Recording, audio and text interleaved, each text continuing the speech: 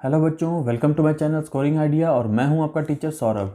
बच्चों, आज हम लोग क्लास 12th के जो हमने फॉरेन एक्सचेंज रेट है उसका आज हम सेकंड वीडियो करने वाले हैं, सेकंड पार्ट करने वाले हैं, क्योंकि फर्स्ट पार्ट मैंने ऑलरेडी बना के अपलोड कर दिया है। तो उसका लिंक जो है वो आपको आई बटन में मिल जाएगा, आप वहां जाके पहले उसको चेक कर लीजिएगा। और उसमें भी मैंने बेसिक कॉन्सेप्ट जो बेसिक कॉन्सेप्ट्स होते हैं वो पढ़ाए हैं।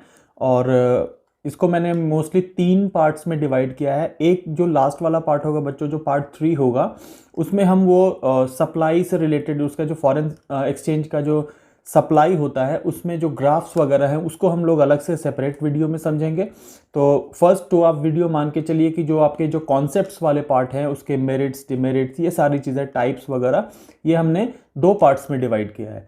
तो फर्स्ट पार्ट मैंने ऑलरेडी बना के डाला हुआ है। तो आज हम अपना सेकंड पार्ट जो होता है बच्चों वो हम शुरू करने वाले हैं। तो चलिए बिना किसी देरी के आज हम लोग शुरू करते हैं अपना सेकंड वीडियो। हाँ तो बच्चों, अब देखिए इसमें हमारा जो सेकंड पार्ट का जो मेनली स्टार्ट होता है वो हमारा टाइप्स ऑफ एक्सचेंज रेट जो होते हैं, फॉरेन एक्सचेंज रेट के जो डिफरेंट टाइप्स होते हैं उनको हम यहाँ पर स्टडी करेंगे। तो इसमें देखिए types of exchange rate regimes, इसका मतलब ये हुआ कि कितने टाइप के फॉरेन एक्सचेंज रेट सिस्टम जो होता है वो एग्जिस्ट करता है हमारी इकोनॉमी में। तो इसमें देखिए सबसे पहला जो होता है बच्चों, ये हम समझ लेते हैं पहले इसको। ये फर्स्ट पार्ट आप अगर इसका देखेंगे, फर्स्ट जो है ये आपका फिक्स्ड एक्सचेंज रेट सिस्टम होता है। नाम से आपको समझ में आ रहा होगा फिक्स्ड। फिक्स्ड का मतलब क्या हुआ बच्चों, इसको हम दूसरे लैंग्वेज में पैक्ड भी बोलते हैं। तो फिक्स्ड का मतलब आपको नाम से समझ में आ रहा होगा कि इसमें मे बी फ्लक्चुएशंस नहीं होते होंगे। तो कोई भी चीज़ अगर हम फिक्स कर देते हैं किसी चीज़ को तो इसका मतलब होता है कि वो चीज़ लॉक हो गई। तो ये fix exchange rate system basically क्या होता है, कोई भी इकोनॉमी है या जो गवर्नमेंट होती है वो एक अपना जो फॉरेन एक्सचेंज रेट जो होता है वो फिक्स कर लेती है अगेंस्ट अदर करेंसी। अब जैसे अगर हम डॉलर्स की बात करें तो एक एक्सचेंज रेट जो होता है वो Indian government, central government of India या हमारी जो फाइनेंस मिनिस्ट्री आप बोल लो, तो वो जो है वो खुद ऑफिशियली डिक्लेयर कर देते हैं कि हमारा ये एक्सचेंज होगा, एक्सचेंज रेट जो होगा वो इस पर्टिकुलर करेंसी के लिए ये होगा, कोई भी हमने फिक्स कर लिया। वो नॉर्मली जो होता है वो मार्केट वाले से बहुत ज़्यादा डिफर नहीं करता है, बट इसको ऑफिशियली जो डिक्लेयर किया जाता है वो गवर्नमेंट के साइड से किया जाता है। तो इसका हम अगर हम मीनिंग देखें तो इसका देखिए फर्स्ट जो आपका लाइक इसका मीनिंग का जो फर्स्ट पॉइंट है हमारा, this is basically officially declared and fixed by the government. ठीक है, सबसे पहला हो गया कि गवर्नमेंट इसको फिक्स करती है, इसमें और कोई दूसरा इंस्टीट्यूशन नहीं होता है, ये सिर्फ गवर्नमेंट ऑफ इंडिया जो होती है, सेंट्रल गवर्नमेंट होती है, वो फिक्स करती है। ऑफिशियली इसको डिक्लेयर किया जाता है for the knowledge of the like foreign exchange rate to the foreign countries. वो उनको फॉरेन कंट्रीज को ये पता रहता है कि इंडियन गवर्नमेंट ने हमारे इस पर्टिकुलर करेंसी का या फिर किसी दूसरे करेंसी का क्या रेट फिक्स किया हुआ है। तो एक तो ये हो गया इसका पहला पॉइंट। दूसरा जो इसका पॉइंट है बच्चों, when domestic currency is tied to the value of foreign currency it is known as pegging. तो पेगिंग, इसी सेम चीज को हम दूसरे पॉइंट में कवर कर रहे हैं बट उसको हम बोल रहे हैं पेगिंग, एक अलग टर्म इसको दे दिया गया। तो इसका मतलब क्या हुआ, एक टाइड वैल्यू होता है जिसको फॉरेन करेंसी के साथ हम टाई कर देते हैं। जैसे कि इस like 1 rupee is equal to इतना डॉलर या $1 इज इक्वल टू इतना रुपी, तो उसका एक एक्सचेंज रेट जो होता है उसको हम पेग कर देते हैं। थर्ड होता है बच्चों इसका टू मेंटेन, लाइक इसका पर्पस क्या होता है, to maintain the stability in foreign exchange rate system government buys foreign currency when exchange rate appreciates and sells foreign currency when exchange rate depreciate. ठीक है, तो अब यहाँ देखिए आपको एक चीज़ पता होगा कि जो शेयर जैसे हम लोग खरीदते हैं और बेचते हैं just because to like earn profit, many people invest in the share market, उसी तरह एक इंटरनेशनल करेंसी का भी मार्केट होता है जिसको फॉरेक्स मार्केट बोलते हैं।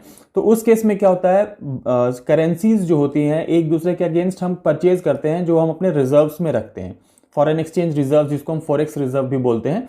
तो उसमें हर कंट्री जो होती है वो क्या करती है, जब कोई दूसरी करेंसी जो कि उस कंट्री को लगता है कि उस करेंसी को परचेज करना चाहिए, तो जस्ट लाइक हम शेयर नॉर्मली जो इन्वेस्टर्स होते हैं वो कब खरीदते हैं, जब उसका प्राइस जो होता है वो कम होता है, और जब वो एप्रिशिएट हो जाता है उसका प्राइस, उसका फेस वैल्यू जब बढ़ जाता है, तो उस केस में हम उसको बेचते हैं, तो उससे क्या होता है, हमारे पास एक एडिशनल प्रॉफिट जो होता है वो हम अर्न कर पाते हैं। इसी तरह से गवर्नमेंट भी क्या करती है, जो फॉरेन करेंसी वो परचेज करती है वो उस समय करती है जब वो फॉरेन करेंसी डाउन चल रही हो। डाउन चल रही हो मतलब मार्केट में उसकी वैल्यू कम हो, उसका फेस वैल्यू कम हो, उसका एक्सचेंज रेट कम हो, तो उस केस में वो परचेज ज़्यादा से ज़्यादा खरीद के अपने फॉरेन एक्सचेंज रिजर्व्स में रख लेगी। और जब उनको ज़रूरत होगी उसको, या तो लाइक हमें इंपोर्ट एक्सपोर्ट के टाइम पे ज़रूरत पड़ती है इंपोर्ट करने के लिए, या फिर ऐसे ही उनको जब हायर प्राइसेस होंगे तब उसको बेच देगी। तो उस केस में क्या होगा, उनसे हमारे पास प्रॉफिट जो होता है इकोनॉमी में ऐड हो जाएगा। तो ये बेसिकली एक पर्पस होता है फॉरेन एक्सचेंज रेट का, जो sale and purchase of foreign exchange. ठीक है, अब यहाँ देखिए इसको, जो अगर हम इसके थोड़ा हिस्ट्री में देखें कि फॉरेन एक्सचेंज रेट का जो बेसिकली मैकेनिज्म था वो कब डेवलप हुआ था और क्यों आया था, तो इसको ये 1880 के से लेके 1914, ये जो जो फर्स्ट वर्ल्ड वॉर का जो पीरियड था उस समय, उससे जस्ट पहले इस पीरियड में ही इसका डेवलपमेंट हुआ था। और उस समय इसको हम बच्चों बोलते थे गोल्ड स्टैंडर्ड सिस्टम। ठीक है, गोल्ड स्टैंडर्ड सिस्टम का मतलब होता है कि कोई भी करेंसी का जो रेट होता है वो गोल्ड का जो उसके पास रिजर्व होता है उसके बेसिस पे, गोल्ड का प्राइस आप बोल लो या रिजर्व बोल लो, उनके बीच में डिसाइड होता है, उससे डिसाइड होता है। तो यहां पर अब जैसे फॉर एग्जांपल इसमें क्या था, value of every currency is determined in terms of gold. तो इसका मतलब क्या है, the ratio between the gold value of the two countries, दो कंट्रीज में जो गोल्ड की वैल्यू का रेशियो होगा वही उसका फॉरेन एक्सचेंज होगा, रेट होगा। अब यहां पर इसको हम एक एग्जांपल से समझ लेते हैं। Value of $1 is equal to 100 grams of gold. अब यहां पर देखिए $1 का अगर हमने एग्जांपल लिया तो $1 में आप 100 ग्राम्स अगर आप गोल्ड खरीद सकते हैं, ये वहां का वैल्यू है गोल्ड का।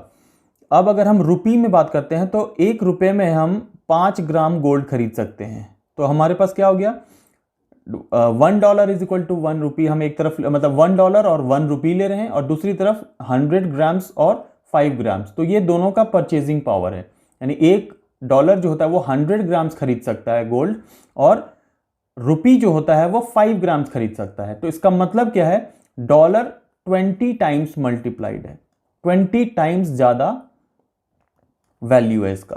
क्यों? क्योंकि आप $1 से 100 ग्राम्स खरीद लेते हैं। तो इस केस में क्या होगा, $1 इज इक्वल टू 20 रुपीज हो जाएगा। ये सिस्टम अपनाया जाता था, और उसके बाद अब जो चीज़ें थी वो बदलती गई, आपके साथ फॉरेन एक्सचेंज रिजर्व्स जो थे वो ऐड हो गए, बहुत सारे डिमांड सप्लाई का कॉन्सेप्ट आ गया, तब जाके ये सिस्टम जो था वो फिर फ्लक्चुएटिंग वाला जो था, हमारा सेकेंड वाला पार्ट होता है, वो शुरू हो गया। बट पहले का जो सिस्टम था वो यही एक स्टैंडर्ड सिस्टम बनाया गया था, जिसको हम बोलते थे गोल्ड स्टैंडर्ड सिस्टम। अब इसके हम लोग आ जाते हैं बच्चों मेरिट्स एंड डिमेरिट्स के ऊपर में। अब ये देखिए, सबसे पहला जो इसका मेरिट था वो ये होता है, मतलब इसका जो मेरिट होता है वो फिक्स्ड एक्सचेंज रेट का, वो ये होता है स्टेबिलिटी। स्टेबिलिटी का यहां पर क्या मतलब है बच्चों, अब जैसे हम लोग बात करते हैं मार्केट में, जब कोई चीज़ का डिमांड सप्लाई पे, जब जैसे आप लोग इकोनॉमिक्स में 11th क्लास में भी पढ़ चुके होंगे कि जो परफेक्ट कंपिटिटिव मार्केट्स होते हैं, उसमें क्या होता है कि चीज़ों का जो प्राइस होता है उसके डिमांड एंड सप्लाई जो होता है, वो फोर्सेस जो होते हैं मार्केट के, वो डिसाइड करते हैं। हम अगर कोई मैन्युफैक्चर करते हैं कोई गुड्स, तो हम अपने आप प्राइस फिक्स नहीं कर सकते हैं अनटिल एंड अनलेस कि हमारा प्रोडक्ट बिल्कुल डिफरेंट हो। अगर उसके सब्सटीट्यूट्स अवेलेबल हैं, उनके जैसे सिमिलर प्रोडक्ट्स अगर अवेलेबल हैं, तो we are only the price takers, not price makers. Monopoly की बात अलग है कि आप मोनोपोली, अगर आपके कोई प्रोडक्ट ऐसा है जो मोनोपोली है आपका उस चीज़ में, then you can fix the price. But जो नॉर्मल मार्केट होता है, परफेक्ट कंपिटिटिव मार्केट होता है, या फिर ओलिगोपोलिक मार्केट होता है, तो उस केस में क्या होता है कि जो मार्केट फोर्सेस होते हैं वो डिटरमिन करेंगे कि किस करेंसी का मार्केट में क्या डिमांड है और मार्केट में क्या सप्लाई है। ये दोनों फोर्सेस होते हैं मार्केट में, डिमांड और सप्लाई, ये तय करते हैं कि उस पर्टिकुलर करेंसी का दूसरे के अगेंस्ट में, दूसरी करेंसी के अगेंस्ट में क्या एक्सचेंज रेट सिस्टम, जो रेट होगा और रेट ऑफ एक्सचेंज होगा वो क्या होगा।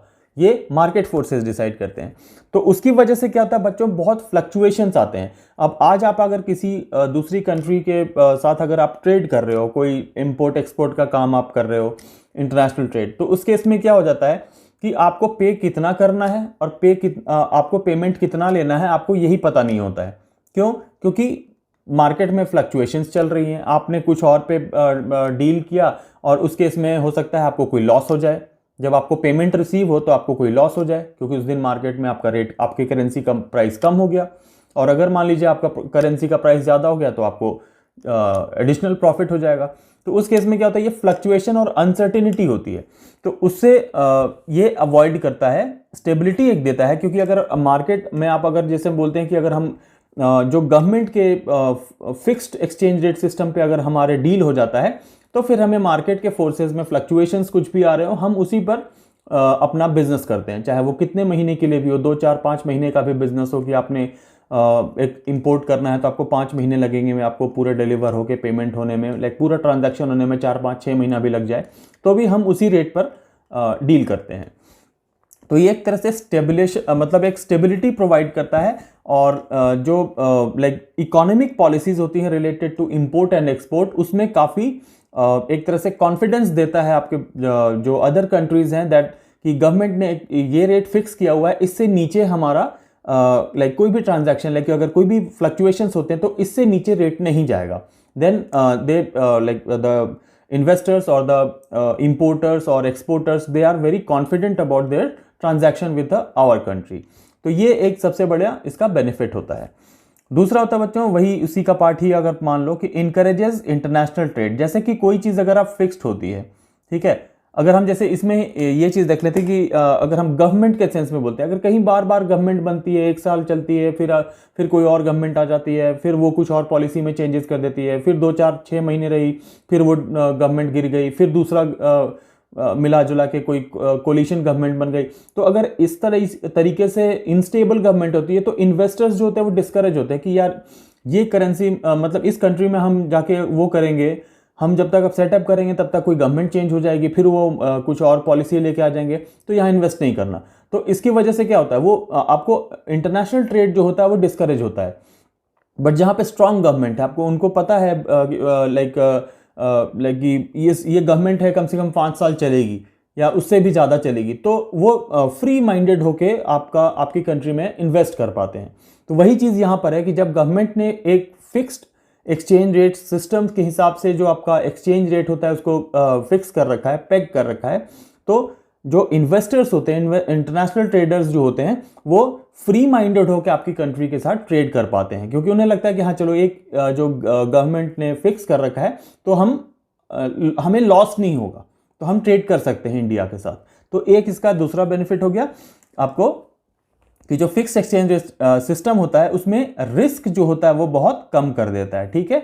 और अनसर्टेनिटी जो होता है, उसको फ्यूचर की अनसर्टेनिटी की, पता नहीं क्या रेट होगा, जब हमें पेमेंट मिल रही होगी उस समय क्या होगा करेंसी का रेट, तो उस केस में क्या होगा, कई बार आपको लॉसेस का डर रहता है या रिस्क का डर रहता है, तो आप नहीं कर पाते हैं ट्रेड दूसरी कंट्री के साथ, तो उस चीज़ को ये एलिमिनेट कर देता है।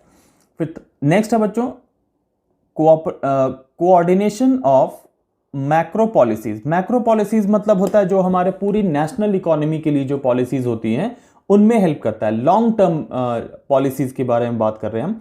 तो इस केस में क्या होता है, जब मैक्रो पॉलिसी मतलब इकोनॉमी एज अ होल, ठीक है ना, माइक्रो एंड मैक्रो आपने पढ़ा हुआ है, आप अभी पढ़ भी रहे हो, 11th में माइक्रो पढ़ के आए हो, तो वहां पर आप इंडिविजुअल और स्मॉल यूनिट्स के बारे में पढ़ते हैं। और यहां पर हम जब मैक्रो में पढ़ते हैं तो मैक्रो इकोनॉमिक पॉलिसीज मतलब क्या होता है, जो लॉन्ग रन पॉलिसीज होती हैं इकोनॉमी को सपोर्ट करने के लिए, डेवलप करने के लिए, उनको हम बोलते हैं बच्चों मैक्रो पॉलिसीज। जैसे कि उसमें टैक्सेस आ जाते हैं, एडमिनिस्ट्रेशन के ऊपर आ जाता है, डिफेंस आ जाता है, ये सारी चीज़ें जो पॉलिसीज हम बनाते हैं ये लॉन्ग टर्म बेनिफिट के लिए होता है, कंट्री के डेवलपमेंट के लिए होता है, इकोनॉमी को इंप्रूव करने के लिए होता है। तो ये जो मैक्रो पॉलिसीज हैं इनमें कोऑर्डिनेट करने में बहुत बड़ा रोल होता है, क्योंकि हमारे जो बहुत सारे trade agreements, defence agreements, technology के एग्रीमेंट्स दूसरी कंट्रीज के साथ होते हैं। तो उस केस में क्या होता है, फिक्स्ड एक्सचेंज रेट सिस्टम जो होता है वो कोऑर्डिनेट करने में, एक कंट्री को दूसरे कंट्री के साथ कोऑर्डिनेट करने में बहुत हेल्प करता है। जैसे कि हम लोग अभी लाइक इस मोमेंट में हम देखें, हमने फ्रांस जो थे वहाँ से रफ़ेल ख़रीदे, उसके बाद आप S-400 ख़रीद रहे हो।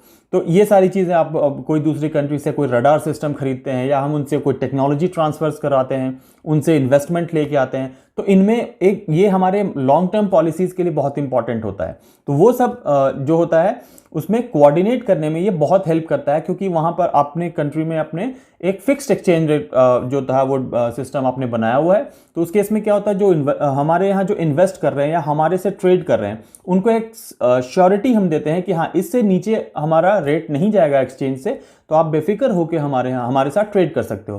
तो ये बायलैटरल और मल्टीलैटरल ट्रेड एग्रीमेंट्स के लिए बहुत एक लाइक बोलते हैं ना, सपोर्ट करने वाला लाइक एक सिस्टम होता है हमारे लिए। तो ये तो हमने बात कर लिया बच्चों इसके मेरिट्स क्या।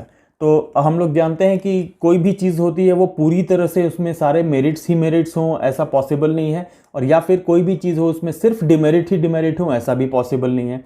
तो जस्ट बिकॉज कि हमारे पास मेरिट्स हैं तो हमारे पास कुछ डिमेरिट्स भी होंगे इसके लिए जो फिक्स्ड एक्सचेंज रेट सिस्टम के साथ। तो वो क्या है, हम वो समझ लेते हैं।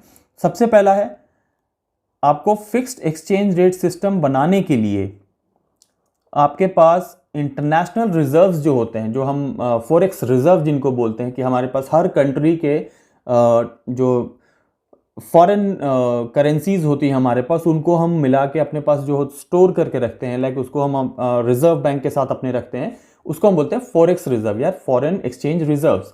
तो वो रिजर्व जो होता है वो हम हर कंट्री चाहती है कि उनका रिजर्व जो होता है वो बढ़ता जाए। तो इसका मतलब क्या है कि जब आप फिक्स्ड एक्सचेंज रेट सिस्टम अपने यहाँ पर लाते हो तो आपके पास एक ह्यूज इंटरनेशनल रिजर्व जो होता है फॉरेक्स का, वो आपके पास होना चाहिए, तभी आप उसको फिक्स कर पाते हो। दैट मीन्स कि देखिए, आप इसको अगर इनडायरेक्टली समझें तो हम इसको ऐसे समझ सकते हैं कि जितना ज़्यादा रिजर्व आपके पास होगा, आप उतना स्ट्रांगली अपने करेंसी को लाइक वैल्यू कर सकते हो किसी कंट्री के लाइक दूसरी करेंसी के अगेंस्ट में।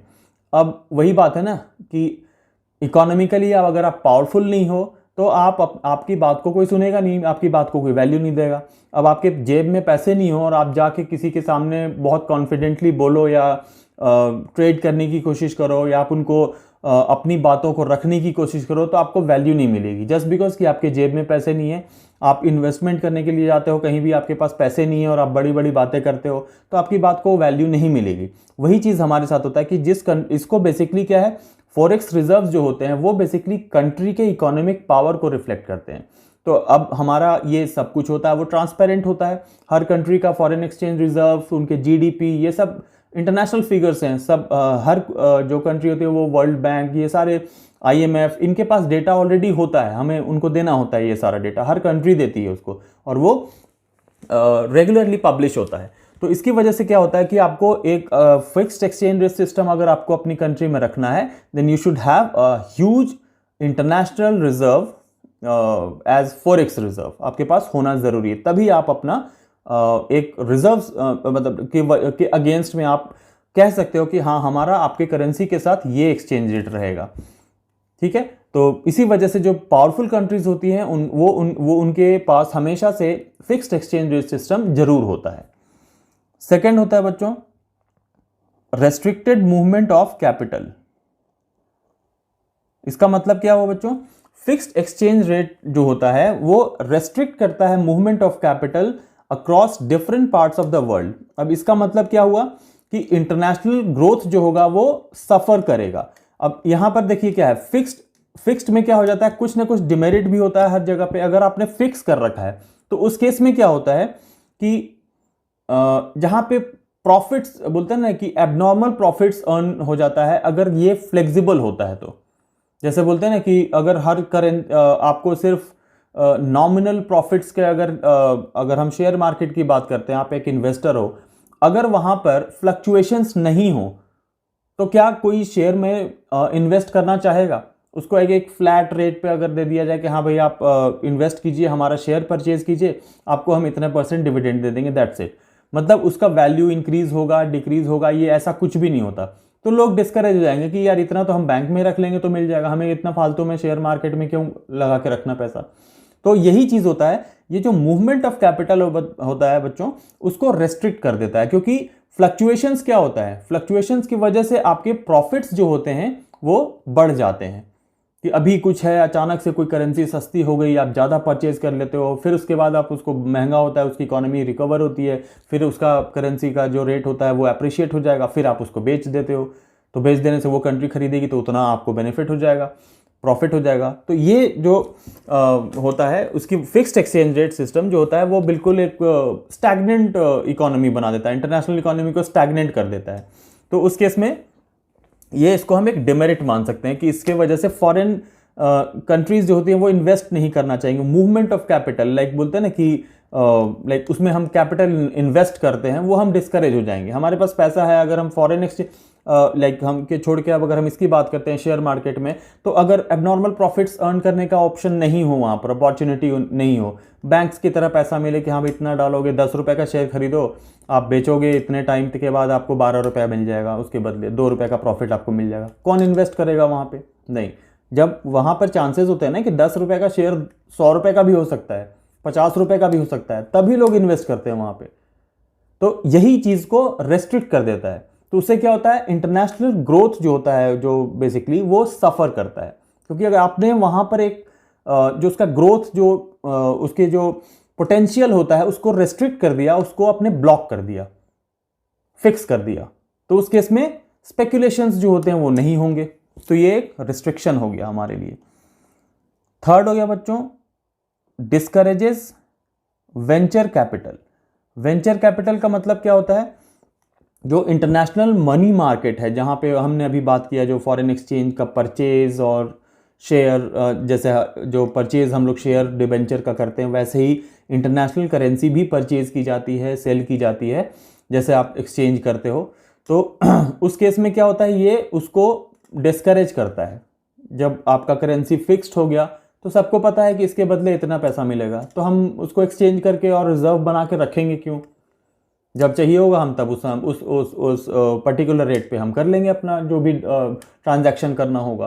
तो हम उसे उसका रिजर्व क्यों रखेंगे अपने पास, हम परचेज करके अपने पास क्यों रखेंगे? तो ये चीज़ को डिस्करेज कर देता है। इसकी वजह से क्या होता है, करेंसीज जो होगी वो बाद में अप्रिशिएट नहीं होंगी, जो उसकी वैल्यू है वो बढ़ेगी नहीं, इंटरनेशनल मार्केट वही कन्फाइंड होकर रह जाएगा। तो ये इसका नेक्स्ट जो है आपका रेस्ट्रिक्शन है या डिमेरिट। नेक्स्ट है बच्चों difficulty in fixing exchange rate. अब देखिए सबसे बड़ी तो इसका जो बेसिकली मैकेनिज्म जो है ना, वही बहुत लाइक प्रॉब्लम है एक बनाना, कि हम एग्जैक्टली क्या रेट रखें। अगर हमें डॉलर के अगेंस्ट में अपना रेट फिक्स करना है तो हम उसके ठीक है कुछ स्टैंडर्ड्स हैं, आपके पास गोल्ड है, फॉरेक्स रिजर्व है, उसका जो है वो ठीक है। स्टिल मार्केट में तो बहुत ज़्यादा फ्लक्चुएशंस होते रहते हैं, तो हम एग्जैक्टली क्या रखें जिसकी वजह से लाइक कोई प्रॉब्लम नहीं आए हमारे जो ट्रेड होता है या इंपोर्ट एक्सपोर्ट हम करते हैं या कोई भी टाइप के जो मनी मार्केट में ट्रेड करते हैं उसमें हमें कोई प्रॉब्लम फेस नहीं करना पड़े। जैसे बोलते हैं ना, जब आपको अपनी कमोडिटी का कोई चीज़ का प्राइस रखना है या फिर आपको अपने सर्विस का प्राइस रखना है, कमोडिटी तो चलो हम कॉस्ट निकाल लेते हैं, बट अगर आपको सर्विस का प्राइस रखना है तो मैं क्या प्राइस रखूँ? हो सकता है उस केस में दो चीज़ें होंगी, जो मैं प्राइस फिक्स कर रहा हूँ वो या तो अंडर वैल्यूड हो जाएगा, दैट मीन्स कि हमें उससे ज़्यादा मिल, आप एक प्रोडक्ट, आप एक अननोन मार्केट में जाते हो अपना एक सर्विस या कोई भी चीज़ सेल करने, आपको पता नहीं वहाँ पर मार्केट में क्या प्रेवेलेंट रेट है, आप जाके कुछ ऐसा प्राइस में भी गलती से कोट कर दो जो बहुत अंडर वैल्यूड हो, फिर आपको लगे यार इससे ज़्यादा तो मैं मतलब अगर मैंने ज़्यादा कम लाइक अगर इससे ज़्यादा भी कमा सकता था मैं, अब तो मुझे प्रॉफिट्स बहुत कम मिलेंगे, मैंने बहुत बड़ी बेवकूफ़ी कर दी, हमने अपने आप को जो वहाँ पर अंडर वैल्यू कर दिया। तो एक तो ये प्रॉब्लम हो सकती है। दूसरी प्रॉब्लम हो सकती है कि आप वहाँ पर प्राइस ज़्यादा कोट करके आ जाओ जो कोई लेने को तैयार नहीं हो, फिर आपको लगेगा यार ये तो मैंने बहुत ज़्यादा प्राइस बता दिया, इससे सस्ती चीज़ें दूसरे बेच के चले गए, मैं वहाँ पर बैठा रह गया। तो ये चीज़ें होती है अंडर जो वैल्यूएशन होता है या फिर ओवर वैल्यूएशन। तो ये बहुत ध्यान से सोच के समझ के ये फिक्स जो एक्सचेंज रेट सिस्टम होता है वो किया जाता है, अदरवाइज इसके बहुत डिजास्टर्स आपको जो बोलते हैं ना कॉन्सिक्वेंसेस फेस करने पड़ सकते हैं। और नेक्स्ट है बच्चों इसका not fixed in long run. Long run का मतलब ये होता है कि आप एक फिक्स्ड रेट बहुत लंबे टाइम के लिए नहीं रख सकते हो, क्योंकि दूसरे करेंसीज हैं जो होती हैं वो उनके जो डेवलपमेंट का रेट होता है अलग अलग कंट्रीज़ का अलग अलग होता है। किसी की जीडीपी बहुत तेज़ी से बढ़ रही है, किसी का 8% पे बढ़ रहा है, किसी का 10% पे बढ़ेगा, किसी का 11% पे बढ़ेगा, किसी का 2% पे बढ़ रहा है, किसी का 5% पे बढ़ रहा है। तो उसके हिसाब से एक्सचेंज रेट हर बार चेंज होना चाहिए। या जो करेंसी इंप्रूव होती जाएगी, मतलब जो कंट्री जो है बहुत फास्ट अगर ग्रो कर रही है तो उसका जो एक्सचेंज रेट होगा वो बढ़ता जाएगा उसके हिसाब से, मतलब उसकी करेंसी का वैल्यू बढ़ता जाएगा। वही दूसरी करेंसी जो करेंसी है जिस कंट्री की वो कम रेट से डेवलप कर रही है तो उनका रेट ऑफ ग्रोथ भी कम होगा उसके एक्सचेंज का। तो ये चीज़ आप बहुत लंबे टाइम के लिए फिक्स करके नहीं रख सकते हैं, बिकॉज हर कंट्री का पोटेंशियल ऑफ ग्रोथ जो होता है वो डिफर करता है एक कंट्री से दूसरी कंट्री का। ठीक है, जैसे अभी हमने देखा तो पहले यूरोप का और वेस्ट का जो था वो एज चल रहा था, अब इंडिया चाइना ये एज जो है वो 2050 के अराउंड आप देखेंगे कि पूरा एशियन एज आ जाएगा। मोस्टली उसमें एशियन कंट्रीज़ जो हैं वो डोमिनेंट होने लग जाएंगी वेस्टर्न कंट्रीज़ के ऊपर में। ठीक है, तो ये एक बहुत बड़ा इसका डिमेरिट है कि आप इसको बहुत लॉन्ग रन में फिक्स करके नहीं रख सकते हैं। जैसे कि गोल्ड में भी देखो आप रोज ऊपर नीचे चेंज होता रहता है रेट, शेयर्स के वैल्यूज ऊपर नीचे होते रहते हैं, कभी डाउन हो जाता है कभी हाई हो जाता है। तो उसकी वजह से क्या तो उनमें ग्रोथ जो होता है वो होने के चांसेस होते हैं। बट अगर हर चीज़ का प्राइस फिक्स कर दिया जाए तो लॉन्ग रन पे आप प्राइस फिक्स नहीं कर सकते हैं। उसकी वजह से क्या होगा, अगर हम ऐसा कर भी देते हैं तो आपकी इकोनॉमी का ग्रोथ जो होता है वो रुक जाएगा। तो ये इसका एक डिमेरिट है। अब यहां आते हैं बच्चों, इसमें दो एस्पेक्ट, इसके अगर हम एस्पेक्ट्स देखें तो दो चीजें हो जाती है। पहला होता है बच्चों डिवैल्यूएशन ऑफ करेंसी और दूसरा रिवैल्यूएशन ऑफ करेंसी। यानी जब हम फिक्स्ड एक्सचेंज रेट की बात करते हैं तो दो अदर टर्म्स के बारे में बात करते हैं। पहला करेंसी का डिवैल्यूएशन। डिवैल्यूएशन का मतलब क्या होता है, decrease in the value of domestic currency. Domestic मतलब वो बच्चों, अगर हम इंडिया की बात कर रहे हैं, हम इंडियंस हैं, तो हम अपनी करेंसी को डोमेस्टिक करेंसी मानेंगे और उसको हम किसी दूसरे फॉरेन करेंसी से कंपेयर करते हैं। ठीक है, तो उस केस में जब हम डिवैल्यूएशन की बात करते हैं तो इसका मतलब हुआ हमारे इंडियन रुपी का वैल्यू कम हो जाना दूसरे के अगेंस्ट में। फॉर एग्जाम्पल अगर हम यहां पर देखें, अभी हमारा डॉलर के अगेंस्ट में देखते हैं तो अगर हम देखते हैं एक US dollar is equal to 73 rupees का है।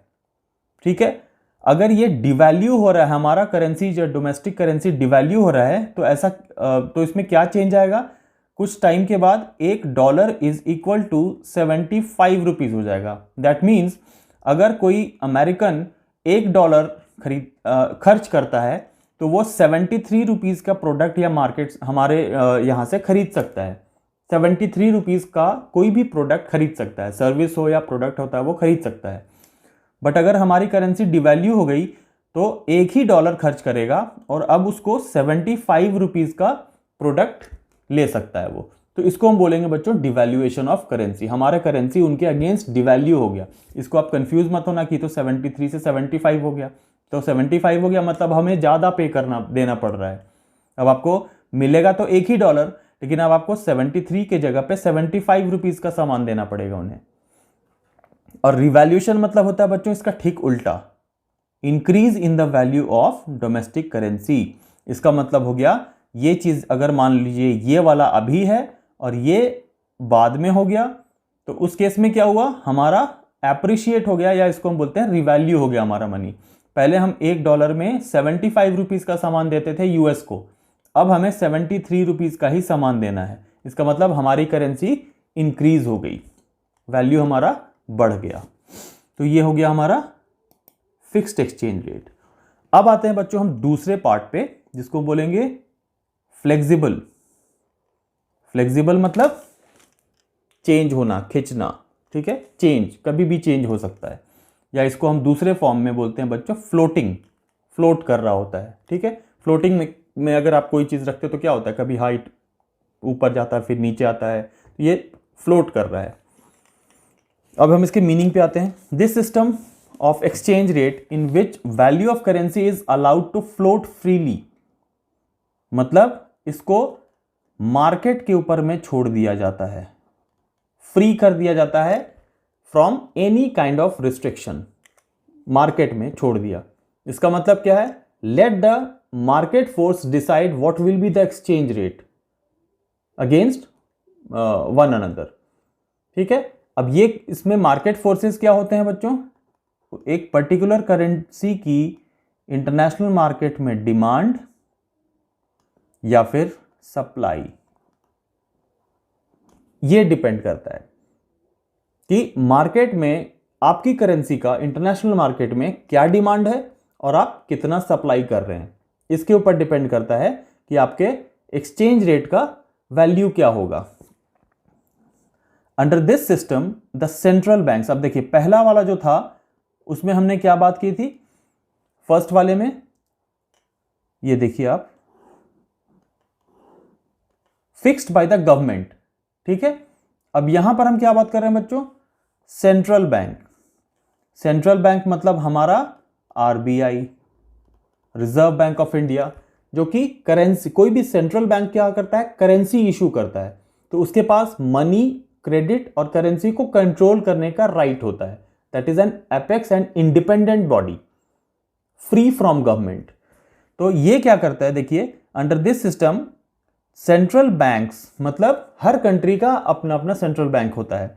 विदाउट इंटरवेंशन, इंटरवीन करना, इसमें सेंट्रल बैंक का कोई इंटरवेंशन नहीं होता है। किसी भी कंट्री का कोई भी सेंट्रल बैंक इसमें जो फिक्स फ्लोटिंग है आपका एक्सचेंज रेट है, उसमें इंटरवीन नहीं कर सकता है।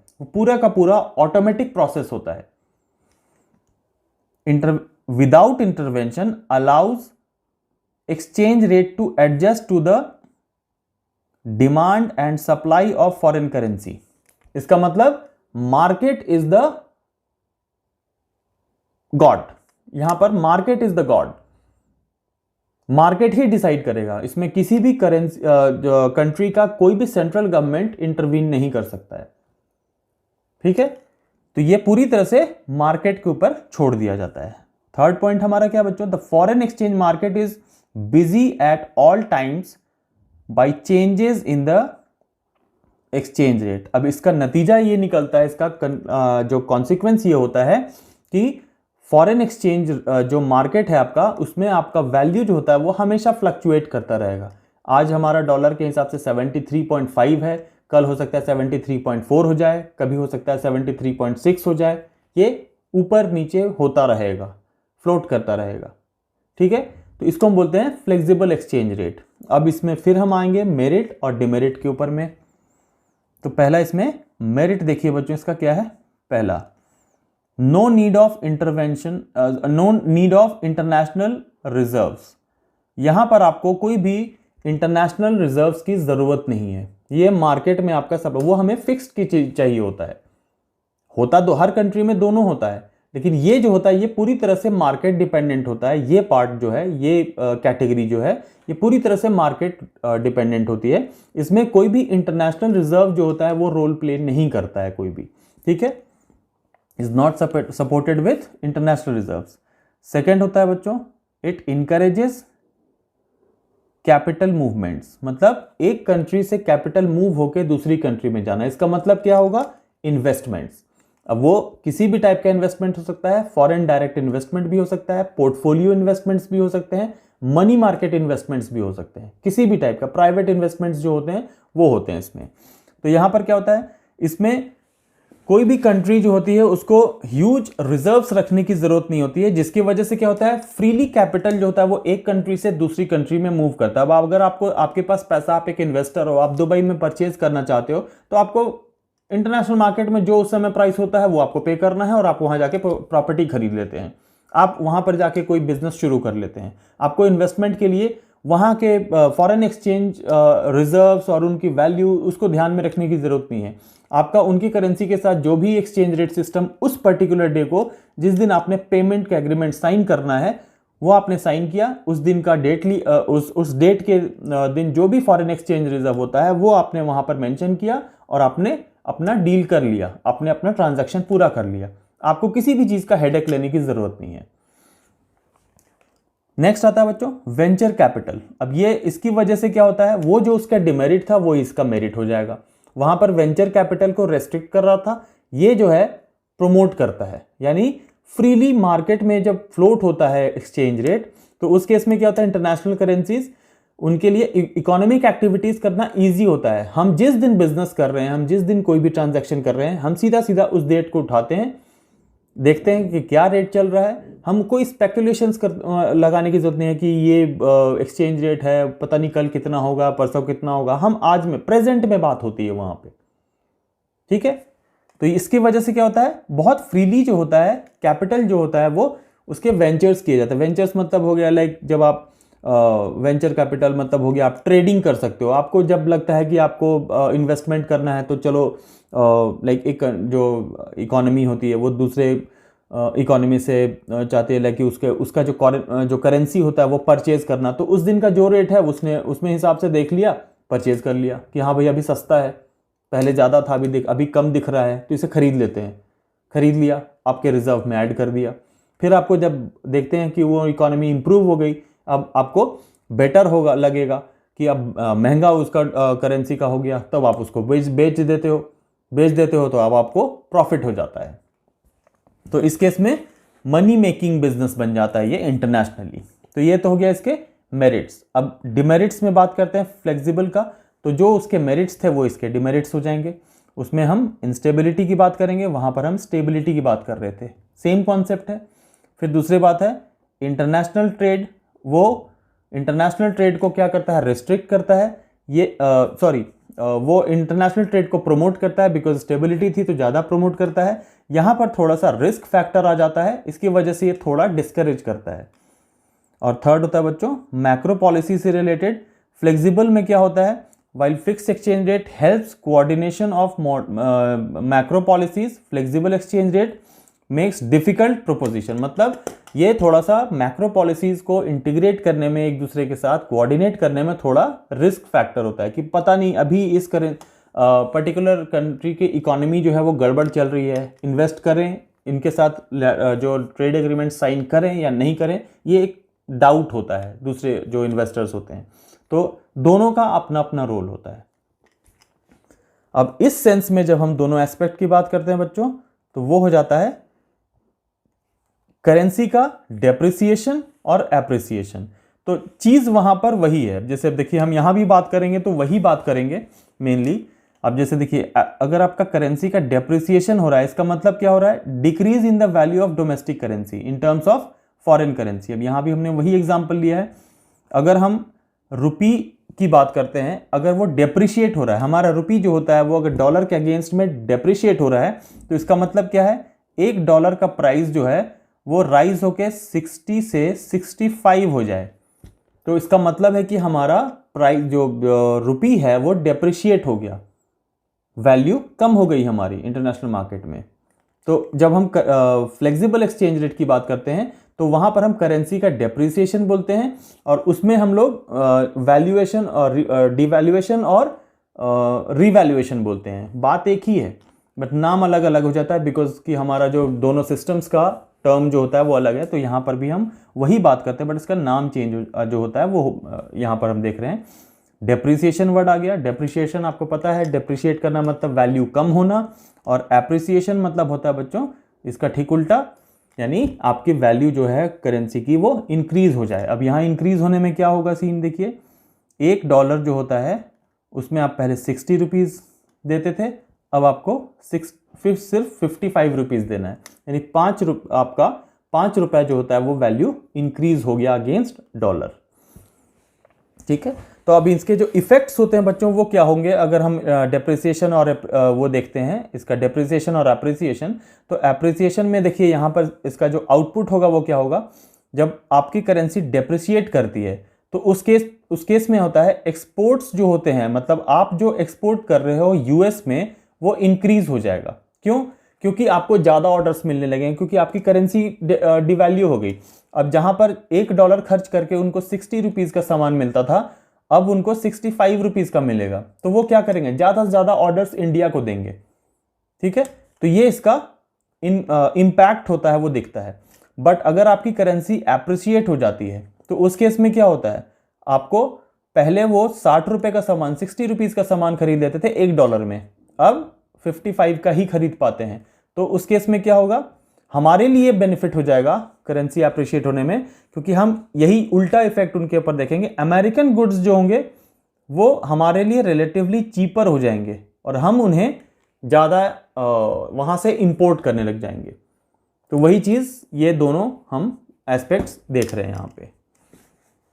अब हम आते हैं बच्चों थर्ड, ये है बच्चों चाइना का सिस्टम मैनेज्ड। अब ये देखिए मैनेज्ड में क्या है, वो दोनों जो अभी हमने पढ़ा वो दोनों एक्सट्रीम एंड्स थे। एक पूरी तरह से फ्लोट कर रहा था without restriction, free market economy जिसे हम बात करते हैं। दूसरा वाला एकदम फिक्स्ड था, कंट्रोल्ड, जैसे कि हमने कैपिटलिस्ट और सोशलिस्ट इकोनॉमी में देखा था। यही चीज़ है यहाँ पे। यहाँ पर क्या होता है बच्चों, पार्शियली मैनेज्ड में होता है, पार्शियली जो होता है वो फिक्स्ड होता है और पार्शियली जो होता है वो फ्लोट करता है। तो इस केस में देखिए आप समझ लीजिए इसको, मैनेज्ड फ्लोटिंग एक्सचेंज, इसको हम लोग एक्चुअली डर्टी फ्लोटिंग भी बोलते हैं। डर्टी फ्लोटिंग का मतलब होता है ये एक तरह से स्ट्रेटेजिकली हम करते हैं, जान के करते हैं। तो अब इसमें आप समझ लीजिए क्या होता है। Managed floating exchange rate is a mixture of fixed exchange and flexible, दोनों का होता है। ठीक है, फ्लेक्सिबल एक्सचेंज रेट मतलब फ्लोट पार्ट और फिक्स्ड का मतलब हो गया मैनेज्ड पार्ट। ठीक है, ये दोनों का कॉम्बिनेशन है। अब इसको अगर हम समझते हैं तो बेसिकली क्या होता है, फ्री मार्केट वाला जो पार्ट होता है हमारा, जिसको हम फ्लोट करने वाला बोलते हैं, उसमें डिमांड और सप्लाई का होता है पार्ट, लेकिन उसको जब इन्फ्लुएंस कर दिया जाता है with the intervention of central bank in the foreign exchange market, मतलब वहां पर जो हमारा आरबीआई है वो जाके इंटरवेंशन करता है, बीच में टांग अड़ा देता है, चेंज करने की कोशिश करता है, तो उसको हम बोलते हैं मैनेज्ड फ्लोटिंग रेट सिस्टम। अब इसमें बेसिकली देखिए क्या होता है, सेंट्रल बैंक जो होता है इंटरवीन्स टू बाई और sell currencies in an attempt to stabilize the exchange rate movements in case of extreme appreciation और डिप्रिसिएशन। जब हमारा डिप्रिशिएट बहुत ज़्यादा हो जाए तो ये सिस्टम जो होता है वो यूज़ किया जाता है, या बहुत ज़्यादा एप्रिशिएट हो जाए तो ये सिस्टम जो होता है वो किया जाता है। इसमें बेसिकली क्या होता है आपको मैं समझा देता हूँ थोड़ा सा। चाइना ये पॉलिसी जो थी वो बहुत ज़्यादा यूज़ करता था। कैसे मतलब उसमें चाइना ने अपने इन्वेस्टमेंट्स को कॉल करने के लिए बहुत ज़्यादा ये किया।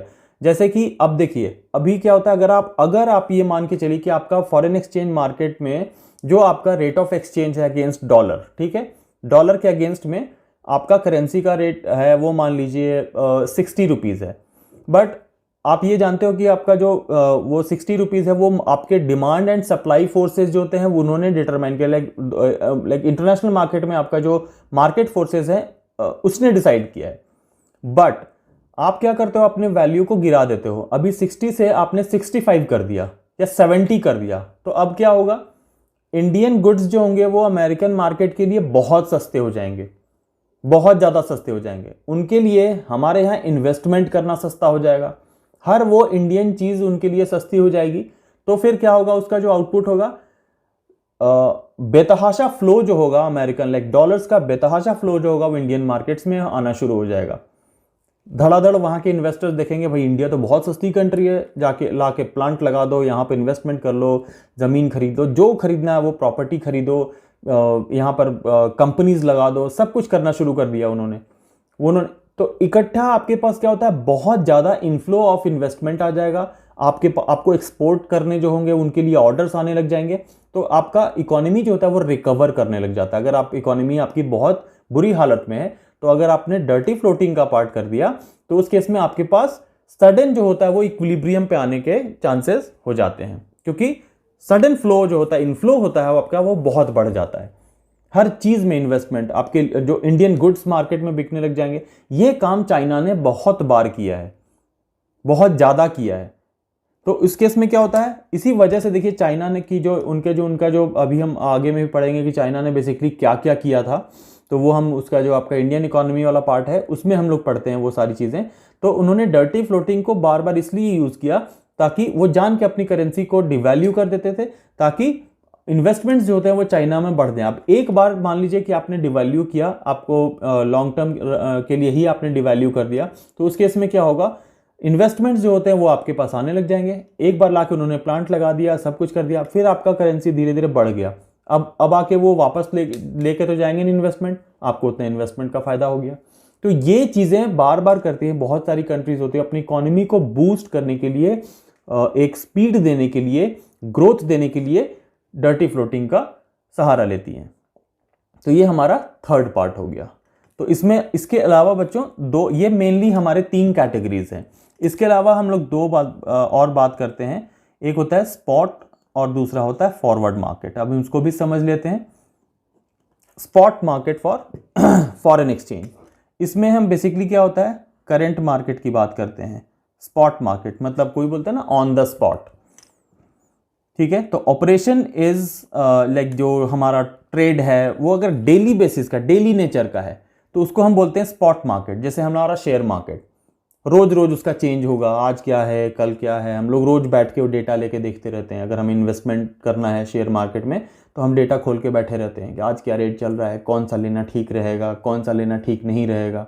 तो ये हम स्टडी करते रहते हैं, क्योंकि वो रोज रोज आपका जो करंट मार्केट होता है वो आपका रोज डिसाइड होता है, ठीक है। Exchange rate prevails in the spot market for foreign exchange is called spot rate. अब इसको स्पॉट रेट बोलते हैं। तो ये करंट रेट या स्पॉट रेट जो शेयर मार्केट वाला, सॉरी इंटरनेशनल जो मनी मार्केट है या फॉरेन एक्सचेंज मार्केट है, उसके जो रेट होता है उसको हम स्पॉट रेट बोलते हैं जब हम स्पॉट मार्केट की बात करते हैं तो।